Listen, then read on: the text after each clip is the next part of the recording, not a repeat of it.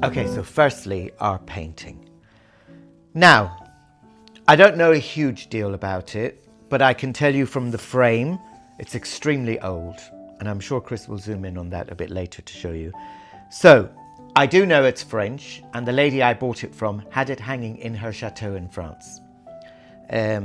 It is beautifully painted, and her dress is just out of this world. The most beautiful turquoise color, and you all know by now that turquoise is my favorite color. And just everything about it, the gold brocade fabric on the curtain, everything is just stunning.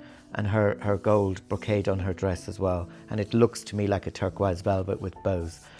Really exquisitely painted. But what it does say at the back, and what the lady did say to me was, it is a painting of Marie Antoinette's sister. How true that is, I'm not an expert. However, do love Marie Antoinette.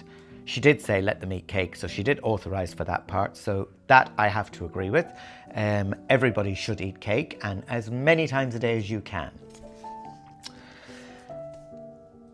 Even if you've got diabetes, you can make sugar-free cake. Okay. There's a sugar bowl as well, which is beautiful. I have to say, it reminds me, I'm snickering laughing here because it reminds me, once upon a time in the salon in London, I asked one of our Saturday girls to make a cup of coffee for a client. And I had this beautiful emerald green tea set. And so she proceeded to go and make the coffee, and she brought it out to the client and she placed it in front of the client, like so.